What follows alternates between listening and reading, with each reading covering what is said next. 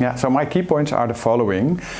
First of all, I showed that the life expectancy of CLL patients during the last decades increased substantially. The life expectancy is still not normal compared to the general population, but it is increasing much more than in the general population. And that is due to the fact that we were used to give these patients chemoimmunotherapy, and then when they are relapsing or refractory, then we have the availability of novel agent 1, I call it, and then novel agent 2. So this sequence made that the patients lived longer. So the bar is now high. And during this conference, there is a lot of new data, new approaches with skipping the chemoimmunotherapy, but starting immediately with the new drugs, even the combination of new drugs. And nobody knows, of course, in the long run, if this will be beneficial for the patients or not. If striving to undetectable MRD is for them good on the long term or not. So that is what I'm a skeptic about. That is what we need to demonstrate. When you talk to your patient about treatment decisions, we have this long-term experience with the sequence we used to do, and we have only short-term experience with novel agents as first line.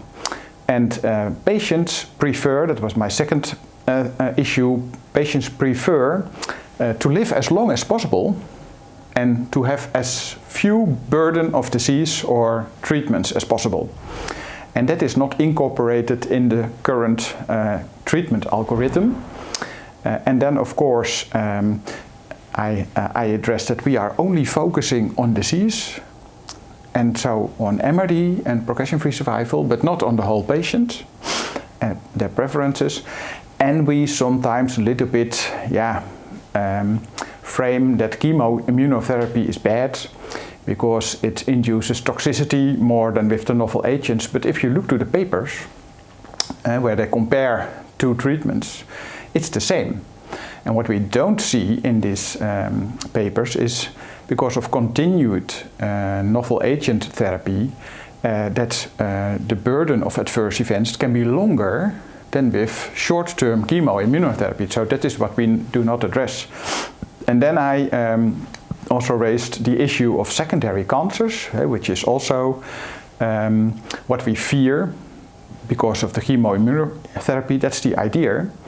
But if you look to epidemiological studies, and they compare treated with chemotherapy treated patients with untreated patients, the incidence of this secondary malignancy is exactly the same. So there is no role for chemotherapy.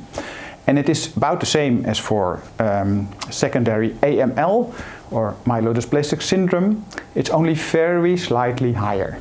So there is no debate, as far as I am concerned, that chemo is more toxic than a novel agent. So in the end, it's about the balance. Putting all drugs together at the first line, will it be better than step by step adding new drugs when they are refractory to the previous therapy? That is what my message was.